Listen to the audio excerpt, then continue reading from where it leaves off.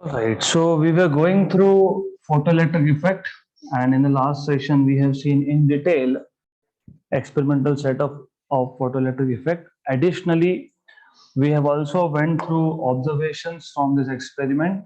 तो अगर आपको याद होगा तो सबसे पहला ऑब्जर्वेशन जो हमने देखा था that was effect of frequency, मतलब variation in the photoelectric current due to variation in the frequency. If you remember, effect of frequency on photoelectric current, the effect of frequency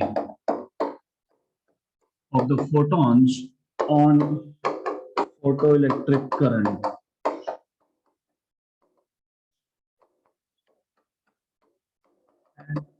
If you remember, तो हम लोग y axis पे हमेशा photoelectric current को plot करते हैं and on the x axis we plotted frequency here. तो frequency और y एक्सिस पे था photoelectric current. Photoelectric current, it was plotted on the y axis. So if you have understood photoelectric effect very well, so basically as I told you कि electrons को free होने के लिए एक minimum amount of energy required होता है and I gave you some examples.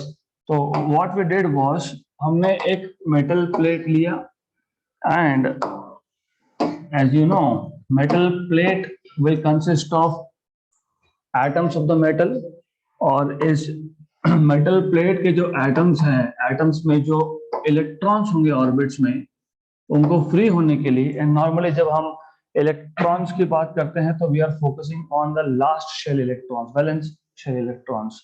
तो अगर आपको ये जो इलेक्ट्रॉन्स है इसको फ्री करना है तो कम से कम फोटोन के पास इतना एनर्जी होना चाहिए. तो photon must possess energy equal to binding energy of the electron in that orbit.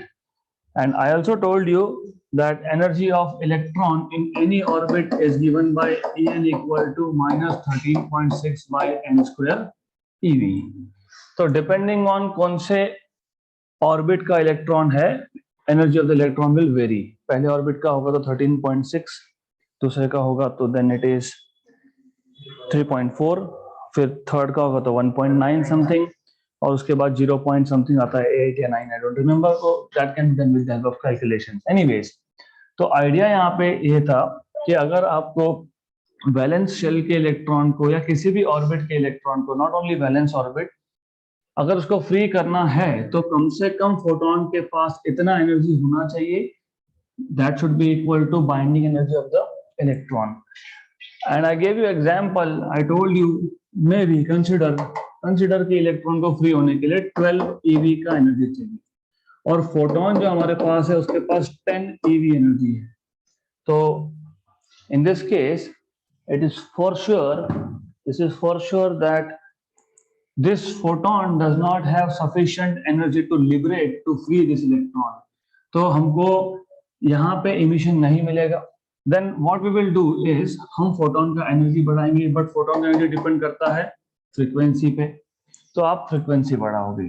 Then again by increasing frequency you will check if there is emission or not. And how do you check?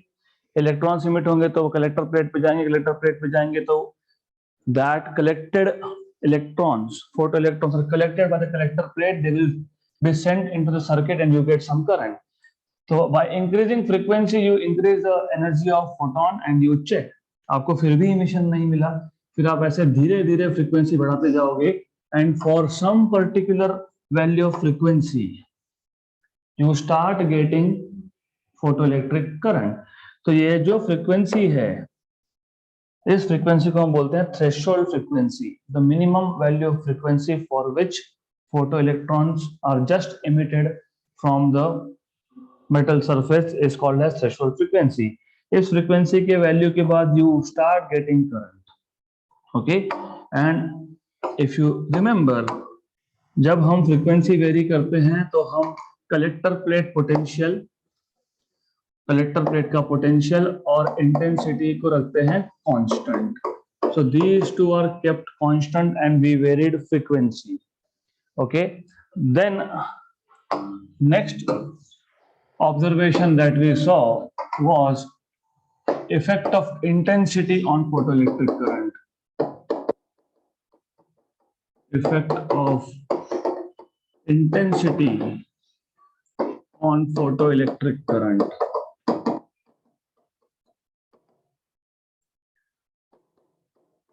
What happens to photoelectric current if you increase the intensity of the source?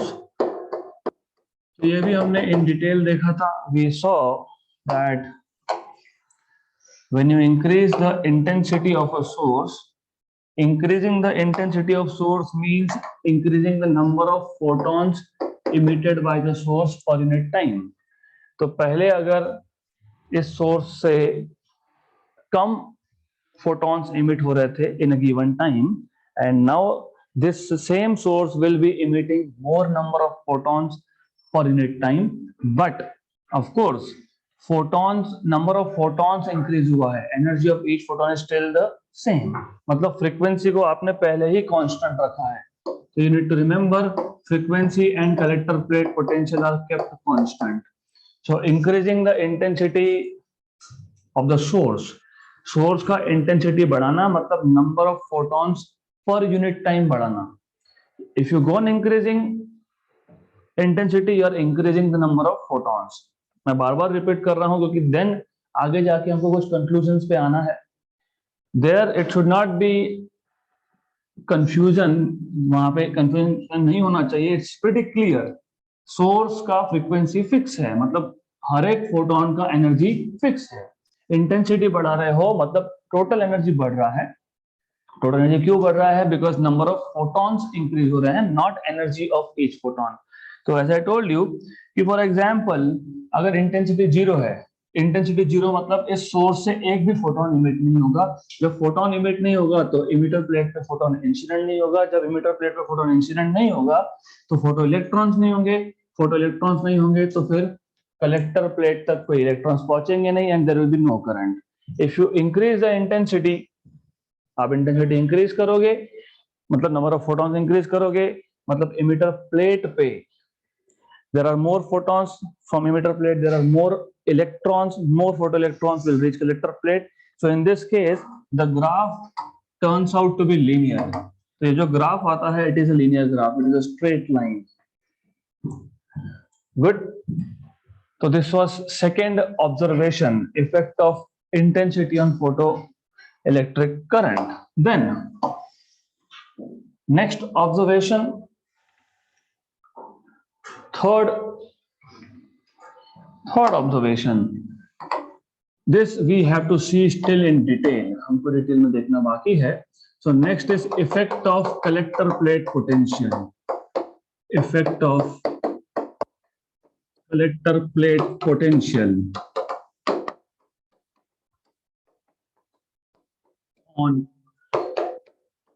photoelectric current. Good. So what we will do in this case, अब थोड़ा सा यहाँ पे confusion हो सकता है, तो you don't have to worry. It is a simple thing.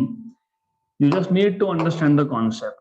हमारे पास y एक्सिस पे फोटो इलेक्ट्रिक करंट है, इसको मैं शॉर्ट में फोटो करंट बोल रहा हूँ, और यहाँ पे आप कलेक्टर प्लेट पोटेंशियल वेरी कर रहे हो, keeping intensity and frequency constant. तो आपने फ्रीक्वेंसी को और इंटेंसिटी को कांस्टेंट रख दिया and you are varying collector plate potential. तो अच्छे से समझ लेना. आप इंटेंसिटी कांस्टेंट मतलब number of photons falling on emitter is constant, which means number of electrons emitted is also constant per unit time. मेरे पास अगर 10 फोटॉन्स होंगे तो हर सेकंड में 10 ही इलेक्ट्रॉन इमिट होंगे, just for an example. Also frequency is constant. Frequency constant मतलब energy of each photon is constant. अब एज आई टोल्ड यू, मैंने आपको पिछले लेक्चर में बताया था कि पोटेंशियल डिफरेंस अप्लाई करना मतलब नॉर्मली हम क्या करते हैं, हम नॉर्मली इमिटर प्लेट को जीरो पोटेंशियल पे रखते हैं. सी पोटेंशियल डिफरेंस का मतलब होता है कि ई और सी प्लेट में दोनों का पोटेंशियल अलग अलग होना चाहिए। तो अगर आपको पोटेंशियल डिफरेंस लगाना है तो आप दोनों प्लेट का पोटेंशियल चेंज कर सकते हो। You can vary emitter plate potential as well as collector plate potential, right. But normally what is to be done, normally हम ऐसा करते हैं कि इमिटर प्लेट को जीरो पोटेंशियल पर रख देते हैं और फिर कलेक्टर प्लेट का पोटेंशियल चेंज करते हैं। तो इमेजिन हमने इमिटर प्लेट का पोटेंशियल जीरो रखा है और कलेक्टर प्लेट का भी पोटेंशियल जीरो रखा है। तो normally as I told you कि हम किसको वेरी करते हैं, कलेक्टर प्लेट के पोटेंशियल को। तो पोटेंशियल डिफरेंस इमिटर प्लेट का पोटेंशियल चेंज करो या कलेक्टर का करो या दोनों का करो, पोटेंशियल डिफरेंस दोनों से आएगा। That is why while plotting you see हम यहाँ पे प्लॉट कर रहे हैं कलेक्टर प्लेट पोटेंशियल, क्योंकि हमने इमिटर का पोटेंशियल जीरो कर दिया, फिक्स कर दिया। Now first condition, emitter plate potential is zero, collector plate potential is also zero. Collector plate का अगर पोटेंशियल जीरो है तो what do you expect, we expect कि हमारे पास जो ये इलेक्ट्रॉन्स यहां से इमिट हो रहे हैं, तो you have this electrons, if potential difference is zero, हमारा एक्सपेक्टेशन ये होता है कि this electrons should not go towards collector plate. क्यों? क्योंकि electrons will flow only when there is potential difference, मतलब करंट नहीं मिलना चाहिए। तो जब कलेक्टर प्लेट का पोटेंशियल जीरो होगा we should not be getting current.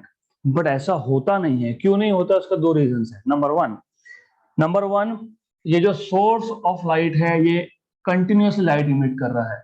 Continuously emit light कर रहा है मतलब कंटिन्यूसली फोटॉन्स इमिटर पे इंसिडेंट हो रहे हैं, मतलब कंटिन्यूसली इलेक्ट्रॉन्स इमिट हो रहे हैं। So electrons are emitted continuously. तो अभी जाएंगे कहाँ? वो यहीं पे एक्यूमुलेट होना चालू हो जाए। So number of electrons are emitted per second and they are getting collected near the emitter plate, they are accumulated। तो उसको बोलते हैं इलेक्ट्रॉन का क्लाउड बनना। So there is formation of electron cloud when so many electrons are crowded together, electron cloud। अब जब electron cloud बनेगा तो all the electrons are negatively charged, they will start repelling each other। तो जब repulsion होगा तो definitely they will be pushing each other, धक्का देना, नंबर वन। नंबर टू, हमने अभी तक एक केस के बारे में बात नहीं की। द थिंग इज, ये जो प्लेट है इस प्लेट से अगर इलेक्ट्रॉन को फ्री होना है एज आई टोल्ड यू तो 12 eV का एनर्जी लगेगा। एग्जाम्पल ले रहा हूं जस्ट फॉर एन एग्जाम्पल। और फोटोन का एनर्जी जब 12 eV होगा तो उस केस में इलेक्ट्रॉन जस्ट इमिट होगा। मतलब फोटोन के पास 12 eV था, वो पूरा का पूरा एनर्जी किसने ले लिया? इलेक्ट्रॉन ने फ्री होने में। तो electron is emitted with zero kinetic energy because there is nothing left. लेकिन जब फोटोन का एनर्जी ग्रेटर देन 12 eV होगा तो energy can neither be created not be destroyed. तो ये जो 12 eV से ज्यादा एनर्जी था उसमें से 12 eV तो इलेक्ट्रॉन ने यूज कर लिया to liberate itself from the metal surface. Metal surface से फ्री होने के लिए ये 12 eV यूज हो गई। बचा कहां गया? It appears as kinetic energy of the electron. तो example, just for an example, अगर हमारे पास 12.5 eV का एनर्जी था फोटोन का, 12 eV तो इलेक्ट्रॉन ने यूज कर लिया टू फ्री इटसेल्फ, तो बचा हुआ 0.5 eV is with electron in the form of kinetic energy। तो अब कंबाइंड सोचो, एक तो इलेक्ट्रॉन क्लाउड फॉर्म हुआ, मतलब electrons were repelling each other, additionally electrons also have kinetic energy. तो in that case even though collector plate का potential zero भी है, even in that case electrons will reach collector plate, मतलब you will still have current. मतलब collector plate के zero potential पे आपको zero current नहीं मिलेगा, you will still get some value. तो रिमेंबर, तो you will still get some value. अब याद रखना, y एक्सिस पे जो भी पॉइंट हो उसकी x वैल्यू जीरो होती है। y एक्सिस पे फोटो करंट है, x एक्सिस पे कलेक्टर प्लेट पोटेंशियल है, कलेक्टर प्लेट पोटेंशियल जीरो है, तो वो y एक्सिस पे पॉइंट आएगा, राइट। तो even at zero collector plate potential you have some value of photoelectric current. अब now if we increase the value of collector plate potential, let us say हम collector plate potential को positive value पे रख रहे हैं, let us put positive value +1 volt, right?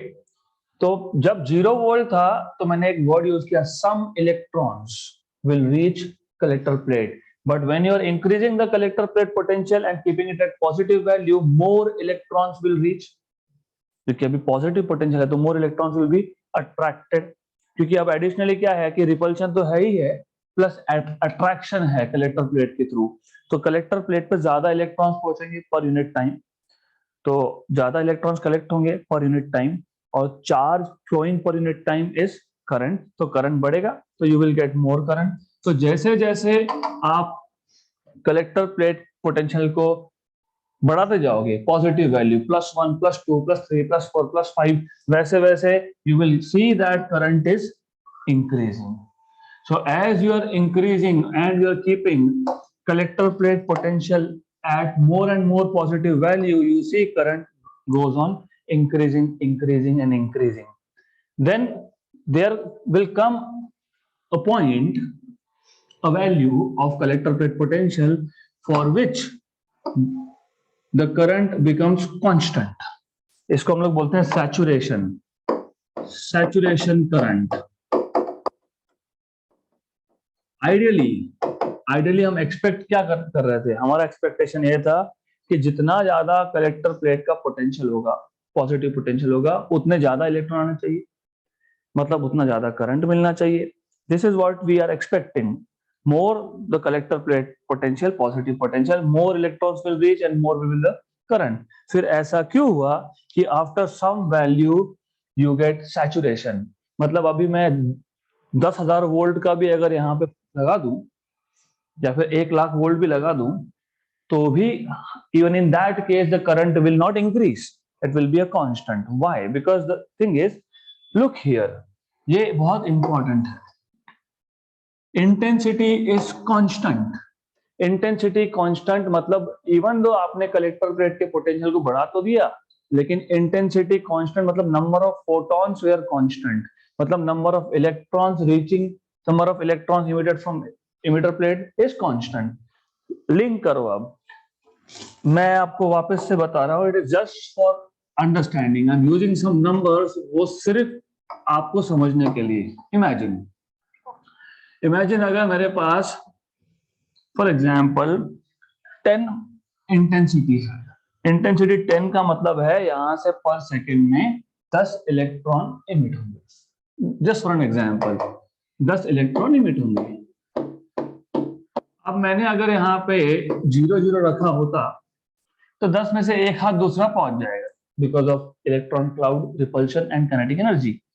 मैं जैसे इसको 1 वोल्ट कर रहा हूं तो और ज्यादा इलेक्ट्रॉन आ रहे हैं, 2 आ रहे हैं मान लो। मैंने इसको 2 कर दिया तो 3 इलेक्ट्रॉन आ गए, मैंने 4 कर दिया तो 5 इलेक्ट्रॉन आ गए, सो ऑन सो फोर्थ।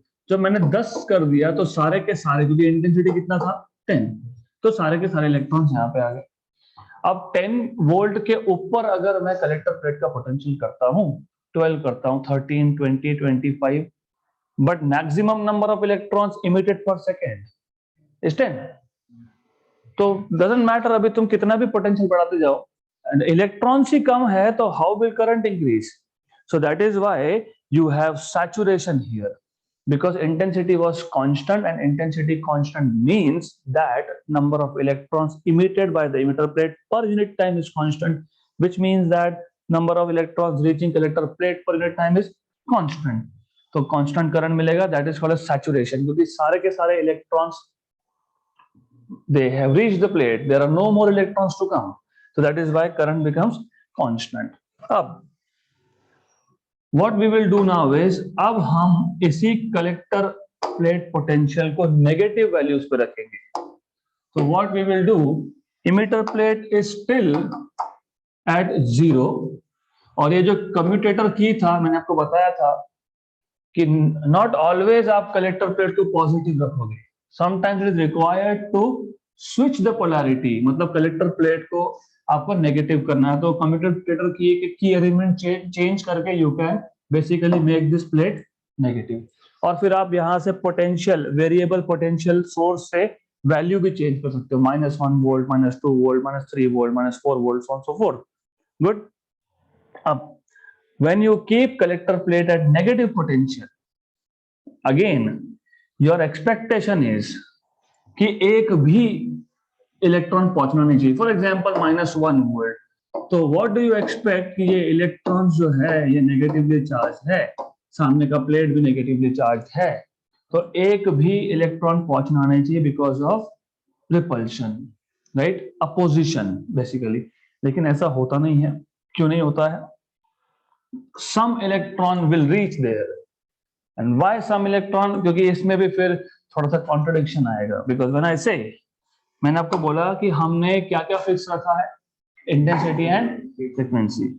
अब जितने भी फोटॉन्स होंगे फॉर अ गिवन इंटेंसिटी, आपको पता है for a given intensity you have some number of photons, तो जितने भी फोटॉन्स होंगे सारे का सारे फोटॉन्स का एनर्जी क्या है? सेम है। मतलब यहां से जितने भी इलेक्ट्रॉन्स इमिट हुए हैं उन सबका काइनेटिक एनर्जी होना चाहिए सेम। फिर सबका सेम एनर्जी है तो ऐसा क्यों कि एक हाथ दूसरा ही पहुंच रहा है, बाकी का नहीं आ रहा है? क्योंकि वही इलेक्ट्रॉन कलेक्टर प्लेट तक पहुंचेगा जिसका काइनेटिक एनर्जी सफिशिएंट है to overcome opposition. Only those electrons will reach the collector plate which have sufficient kinetic energy to overcome opposing potential. लेकिन हम तो बोल रहे हैं कि फ्रीक्वेंसी फिक्स। फ्रीक्वेंसी फिक्स मतलब फोटोन का एनर्जी फिक्स, मतलब जितने भी फोटॉन्स है सबका एनर्जी फिक्स। इसका मतलब जितने भी इलेक्ट्रॉन्स इमिट हुए सबके सबका काइनेटिक एनर्जी होना चाहिए सेम। तो या तो सब पहुंचने चाहिए या तो एक भी नहीं बना जाना चाहिए, right? But we forgot one thing, we actually did not discuss one thing. ऐसा है कि हम जब बोलते हैं कि सरफेस से इमिट होगा इलेक्ट्रॉन, मतलब जो सरफेस के एटम है वहीं से वही एटम इलेक्ट्रॉन्स को लिबरेट करेंगे, but that is half truth. ऐसा है that you may get some electrons from the depth. तो ऐसा हो सकता है कि photons have penetrated little bit inside the metal.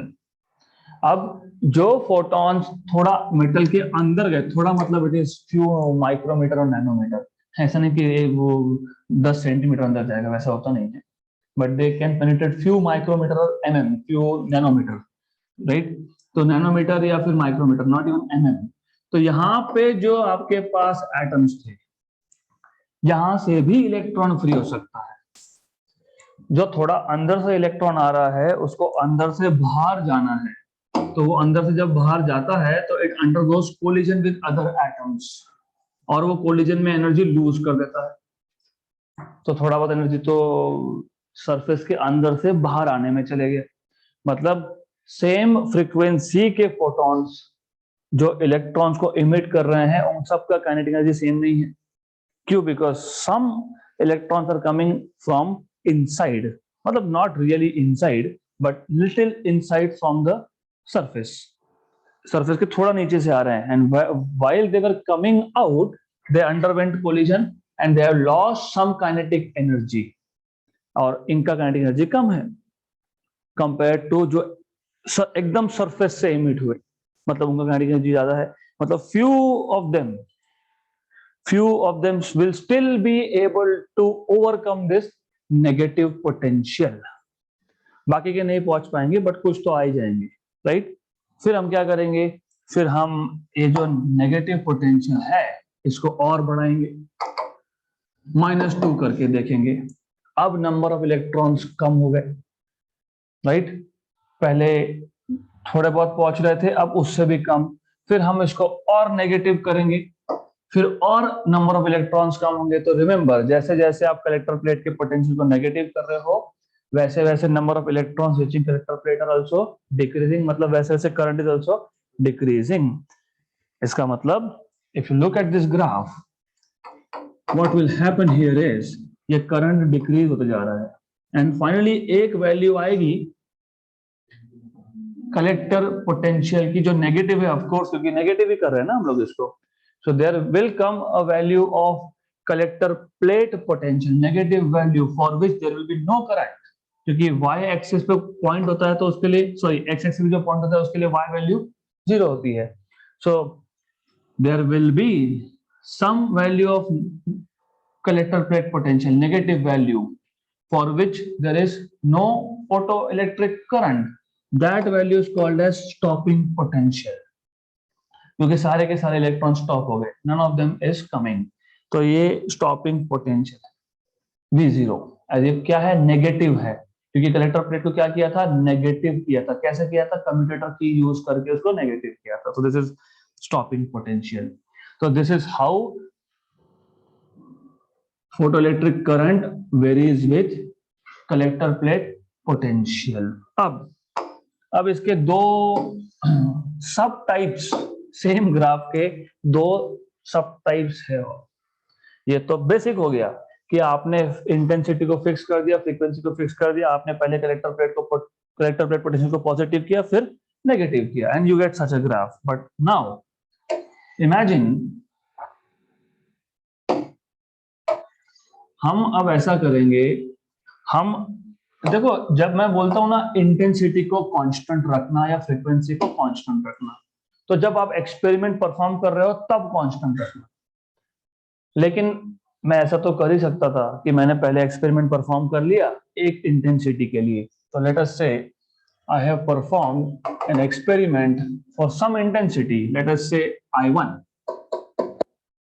Okay, और मुझे ऐसा ग्राफ मिल गया.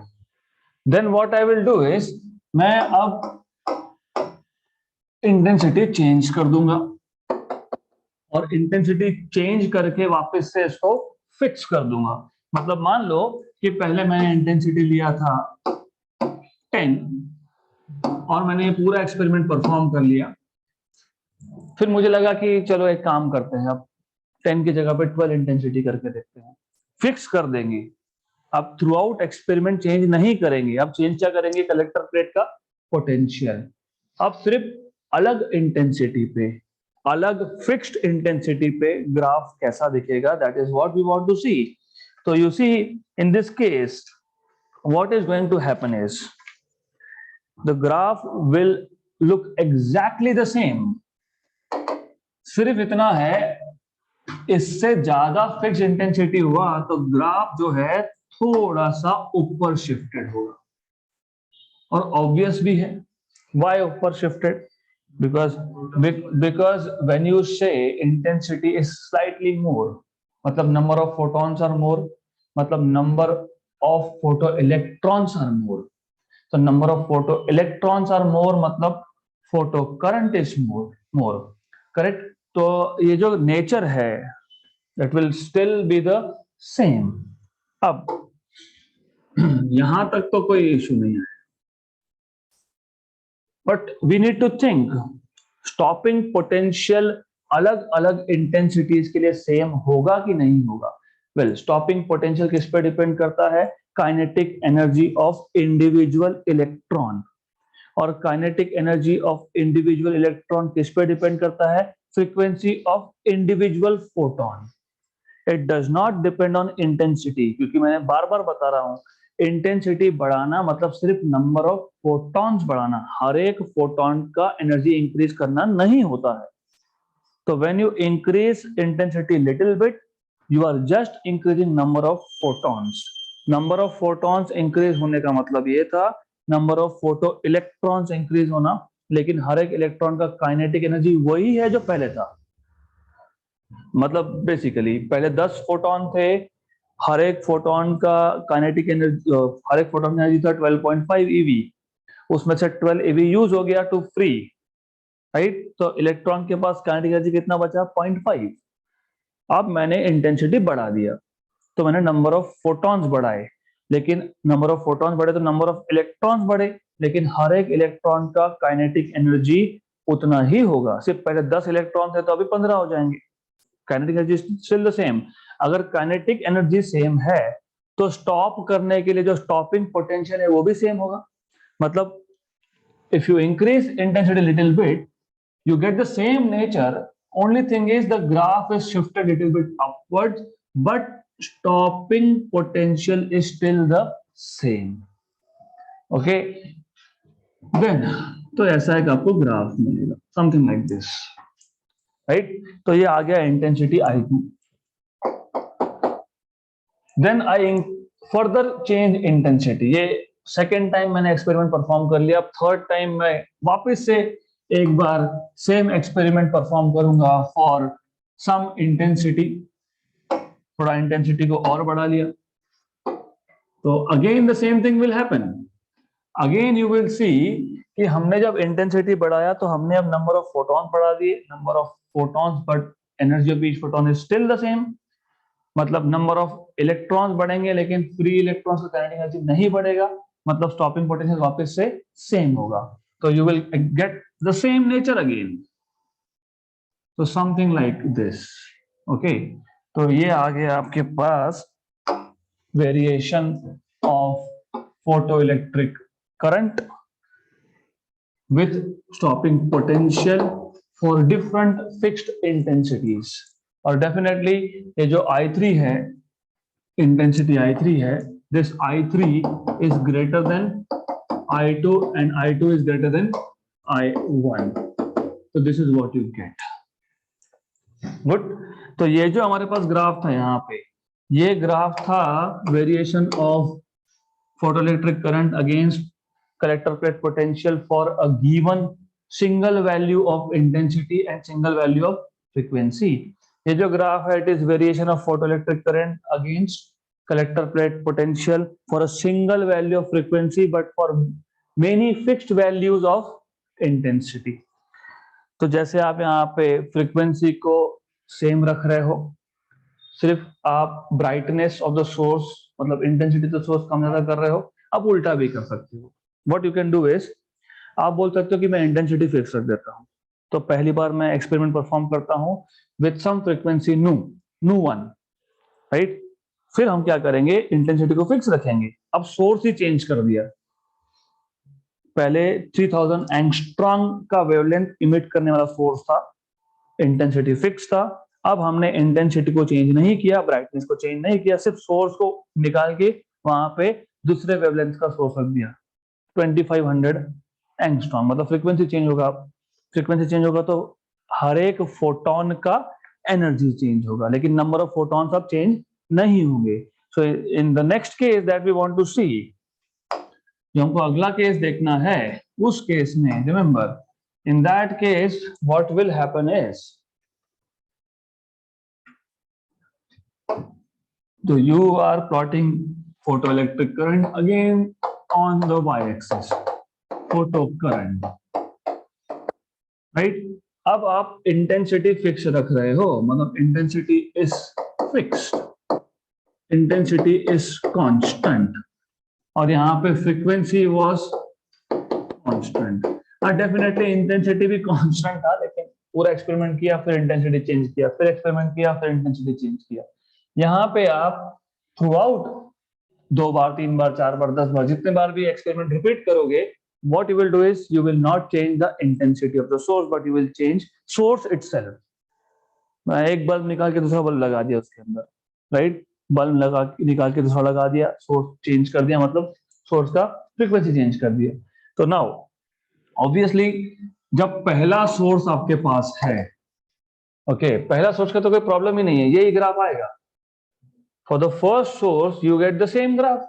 So what you will get is something like this. थोड़ा सा मुझे, let me shift little bit. Good. And I need to increase this side. Okay. तो first case के लिए पहली इंटेंसिटी, पहली फ्रीक्वेंसी के लिए you get something like this, right? पहली फ्रीक्वेंसी के लिए. अब आप फ्रीक्वेंसी बढ़ा रहे हो. फ्रीक्वेंसी इंक्रीज करने का मतलब होता है फोटोन का एनर्जी इंक्रीज करना. फोटोन का एनर्जी तो इंक्रीज हो गया, लेकिन इलेक्ट्रॉन को फ्री होने के लिए अभी भी 12 eV चाहिए.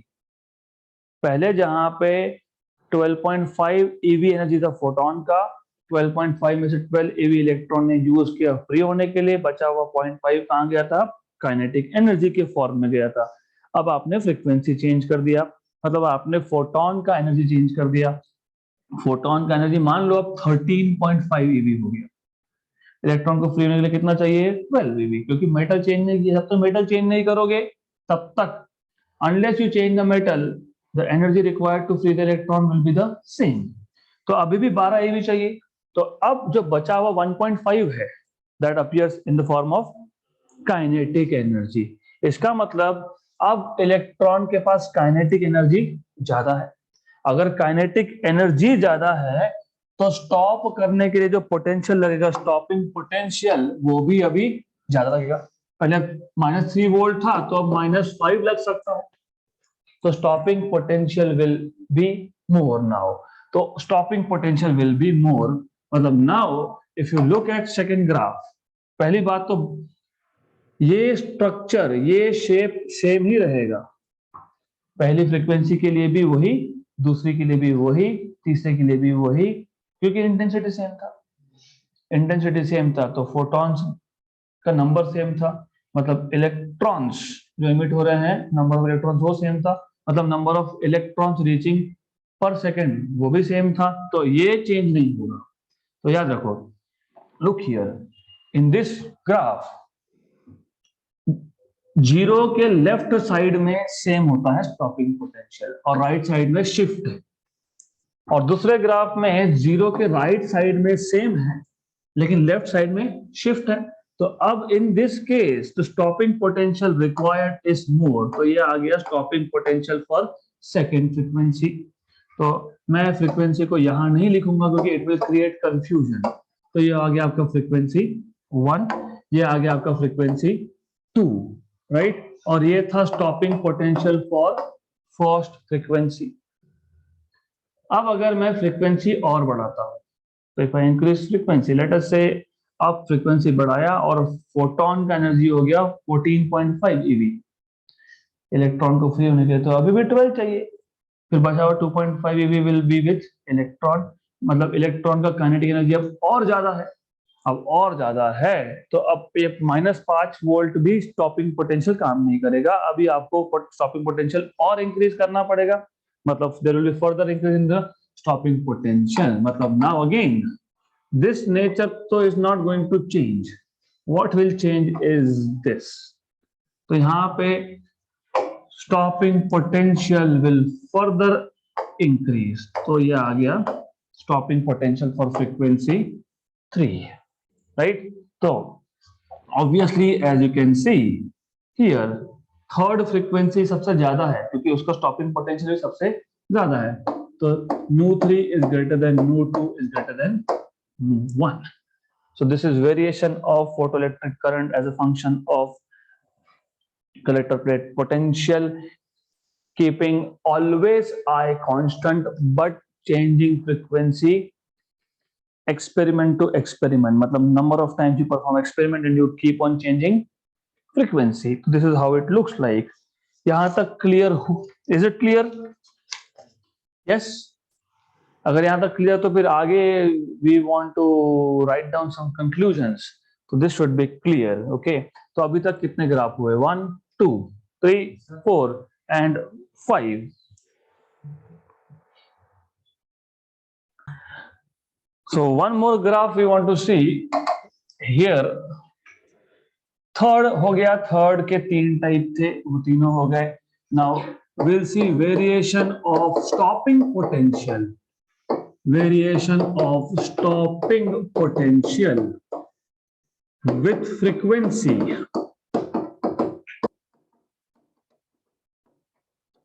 with frequency of incident radiation. आप ऑलरेडी यहां से देख ही रहा है, जैसे जैसे इंसिडेंट रेडिएशन का फ्रीक्वेंसी बढ़ेगा स्टॉपिंग पोटेंशियल भी बढ़ने वाला है। तो द थिंग इज, अगर आप स्टॉपिंग पोटेंशियल को प्लॉट करते हो वाई एक्सिस पे और अगर आप फ्रीक्वेंसी को प्लॉट करते हो एक्स एक्सिस पे, तो इट इज वेरी ऑब्वियस ये स्टॉपिंग पोटेंशियल है। This is the graph of V0 stopping potential. Okay, stopping potential को नॉर्मली हम V0 से डिनोट करते हैं।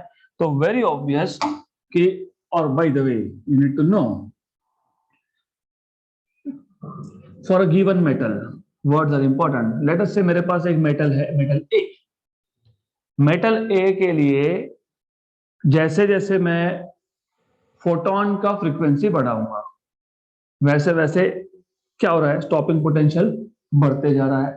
मतलब stopping potential against frequency is a linear graph, तो it is a straight line, right. अब इसमें दो चीजें हैं, ये जो ग्राफ है ये फ्रीक्वेंसी एक्सिस को जहां इंटरसेक्ट करेगा, मतलब at this particular point, this will give you value of threshold frequency, right. दूसरा, यही graph, the same graph, when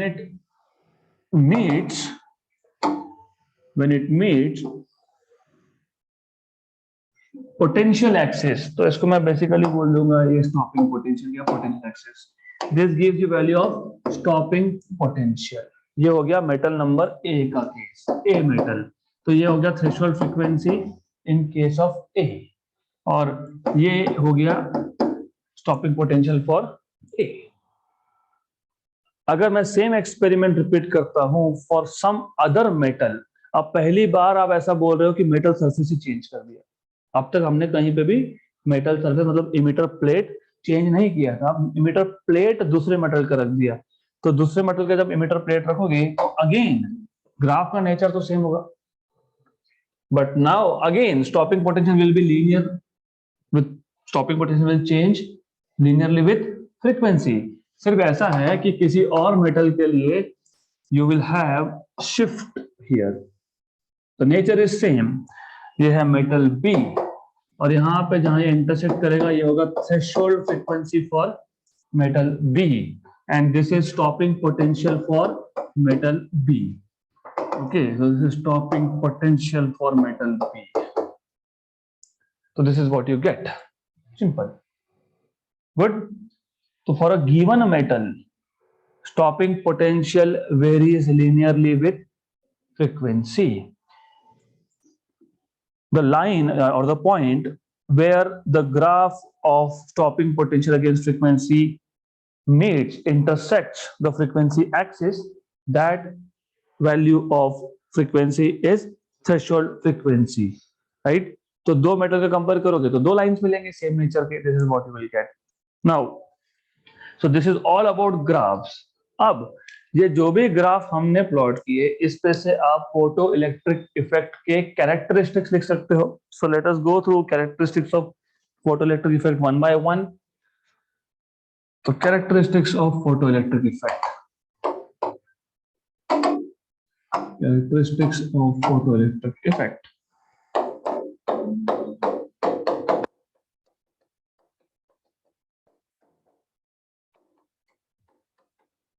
Photoelectric effect.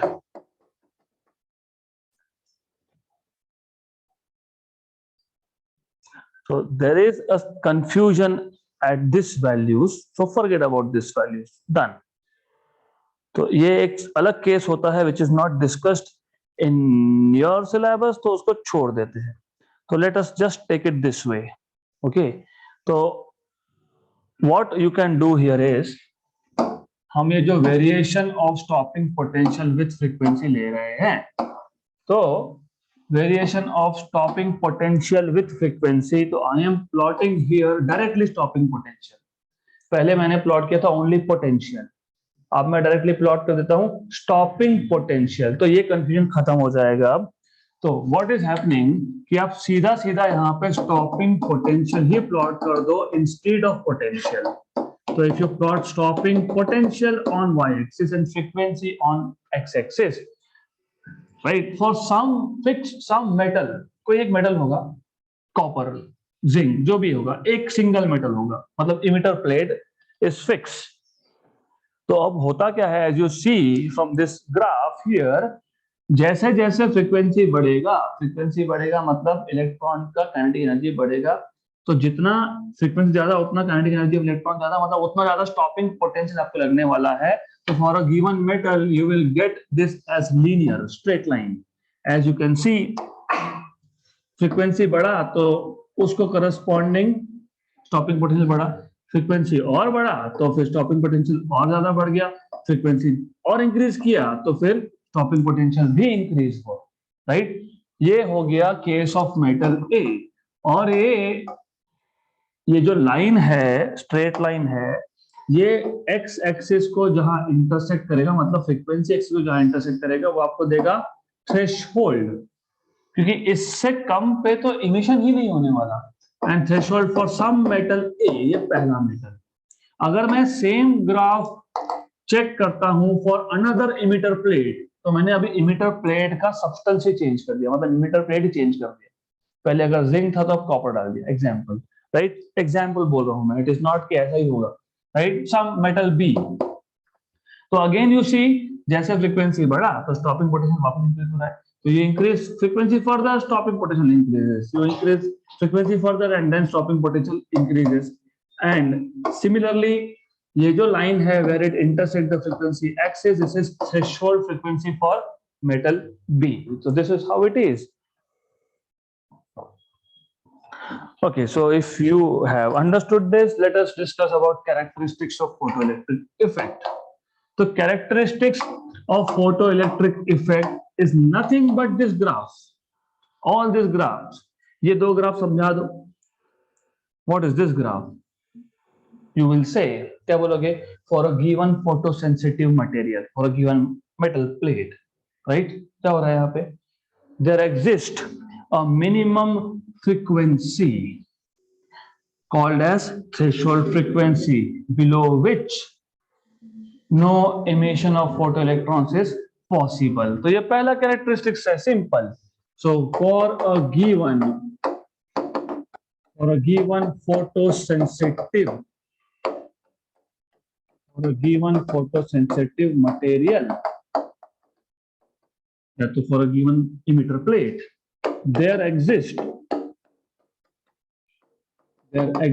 a certain minimum frequency,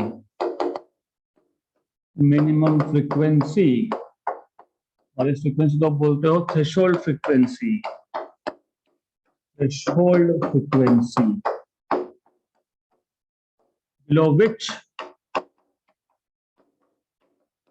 below which emission of photoelectrons is not possible. Emission of photoelectrons is not possible. ये हो गया पहला characteristics which comes from the first graph that you have drawn. Then number 2 comes from this, क्या बोलोगे इसको? For a given frequency of incident radiation and for a fixed collector plate potential, the variation of photoelectric current with intensity is linear. Oh yeah. So for a given frequency of incident radiation, for a given frequency of incident radiation and a fixed collector plate potential, the variation of photoelectric current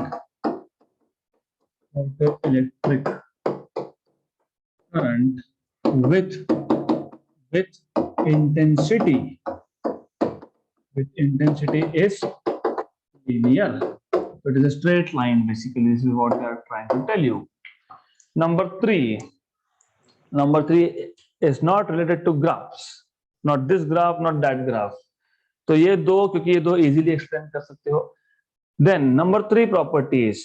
देखो, number 3rd property ऐसा है कि जैसे ही एक metal surface पे, this is really important, the 3rd characteristics is really important, क्योंकि the 3rd characteristics ये जो है, it basically proves why photon is behaving as particle. क्योंकि अभी तक तो हम वेव थ्योरी लेके चल रहे थे, राइट.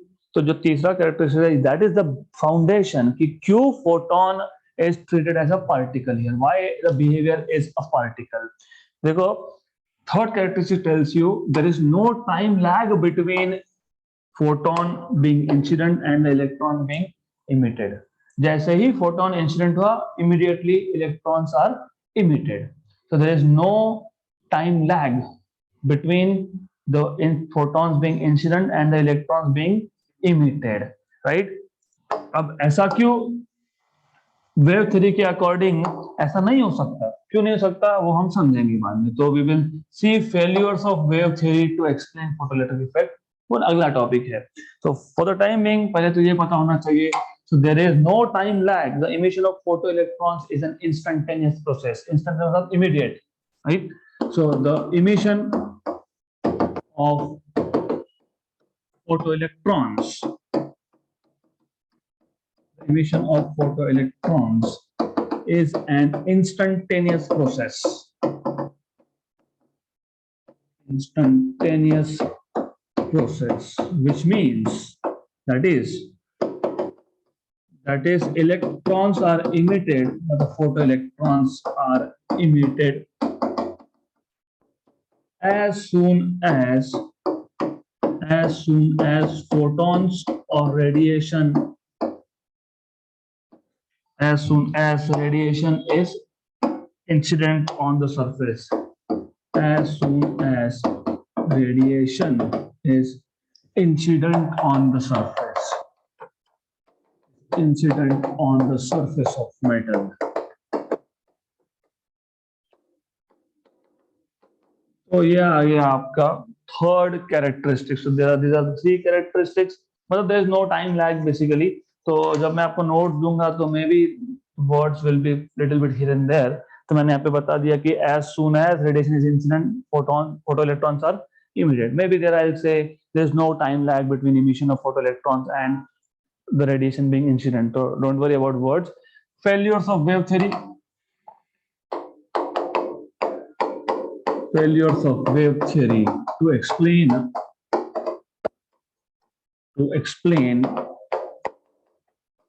photoelectric effect. देखो, the whole point is इस चैप्टर के नाम में ही था dual nature of radiation and matter. तो रेडिएशन का ड्यूअल नेचर है, मतलब इस केस में रेडिएशन जो है it is behaving like a particle. तो आप रेडिएशन मतलब फोटोन को पार्टिकल क्यों बोलोगे? क्योंकि वेव थ्योरी ये चीजों को एक्सप्लेन नहीं कर सकता है. Number one, what is the failure? तो first according to wave theory ये जो इमिशन ऑफ इलेक्ट्रॉन्स है इज नॉट इंस्टेंटेनियस. क्यों? Think of it. जो थर्ड कैरेक्टरिस्टिक्स था किसका? फोटोइलेक्ट्रिक इफेक्ट का. ये आपको बताता है, और ये एक्सपेरिमेंटली वेरीफाइड चीज है, कि जैसे ही फोटॉन्स को हमने इंसिडेंट किया, immediately electrons are emitted and immediately you get photo current, right? But अगर आपने लाइट को मतलब रेडिएशन को एज अ वेव ट्रीट किया होता तो ये प्रोसेस इंस्टेंटेनियस नहीं हो सकता. क्यों नहीं हो सकता? इमेजिन इलेक्ट्रॉन्स को फ्री होने के लिए 12 eV का एनर्जी चाहिए. Just imagine. और हमारे पास जो फोटोन है उसका एनर्जी है 3 eV, राइट? तो होगा क्या? 3 eV से तो हो नहीं सकता, राइट? तो अकॉर्डिंग टू वेव थियरी ये जो एनर्जी है इट विल बी एक्यूमुलेटेड, मतलब material will take time to collect energy from the wave. तो 3 eV आया, फिर अगले सेकंड में 3 eV आया, फिर 3 eV आया, फिर 3 eV आया, फिर 3 eV आया, मतलब 12 eV हो गया. अब इमिट होगा. So according to wave theory of light the material takes time to accumulate the required amount of energy to free the electron from the surface, and it may take from few minutes to few hours. ऐसा होता नहीं है, you get immediate. So this is the first failure. So the metal surface takes reasonable amount of time, for example few minutes to few hours, to collect sufficient amount of energy to free the electron. तो ये पहला failure है. तो first failure is the emission of photoelectrons is not an instantaneous process. तो ये जो assumption है wave theory का, it fails here. The process of emission of photoelectron, the process of emission of photoelectrons is not an instantaneous process. You can say a metal surface takes reasonable amount of time. A given metal surface, a metal surface takes reasonable amount of time,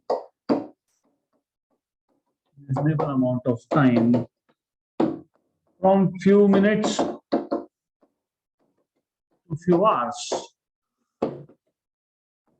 to accumulate sufficient amount of energy to liberate electron on the surface. तो ये हो गया उसका पहला failure, क्योंकि हमको पता है it does not take time, there's no lag, it is instantaneous. तो ये पहला फेल्यूर. दूसरा फेल्यूर इसका assumption. सी अगर वेव थ्योरी आप यहाँ पे अप्लाई करोगे तो क्या होगा? वेव थ्योरी अप्लाई करने का मतलब ये होता है कि अगर आप इंटेंसिटी बढ़ा रहे हो, if you are increasing the intensity, and as you know, increasing intensity, now you know it is increasing number of photons, but according to wave theory, increasing intensity मतलब increasing energy. Correct? कनेक्ट करना पड़ेगा, confusion होता है क्योंकि दो अलग अलग theories को अप्लाई करके देख रहे हो. रियलिटी क्या है? रियलिटी ये है इंक्रीजिंग इंटेंसिटी मतलब increasing number of photons, right? Photon का नंबर इंक्रीज करने से नंबर ऑफ फोटो इलेक्ट्रॉन्स बढ़ेंगे, फोटो इलेक्ट्रिक करंट बढ़ेगा, लेकिन kinetic energy of electron same रहेगा. But according to wave theory, increasing the intensity will mean increasing the energy, which will mean that electrons will be emitted with more kinetic energy. So the idea is this कि यहाँ पे अगर आप wave theory apply करते हो, so it means increasing the intensity implies increase in the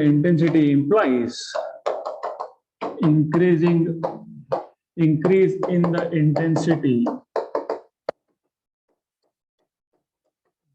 means increase in the energy of radiation,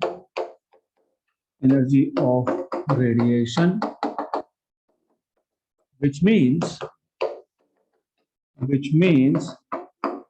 electrons will be emitted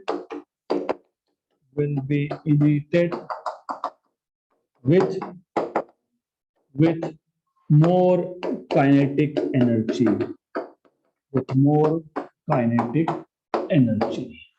जो होता नहीं है, which is not the case, right? Good. Last but not the least, according to wave theory, अगर ऐसा हुआ तो frequency का कोई रोल ही नहीं है.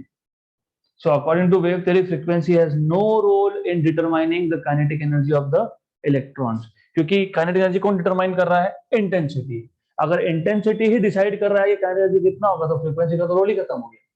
So according to the wave theory, frequency has no role. Frequency has no role in determining kinetic energy of photoelectrons. जो हमको पता है नहीं होता है ऐसा, because we know that frequency will decide what is the energy of photon, and energy of each photon will decide what is the kinetic energy of the electron. So these are some failures of wave theory to explain photoelectric effect. Okay, so that's it for today. We will stop at this topic.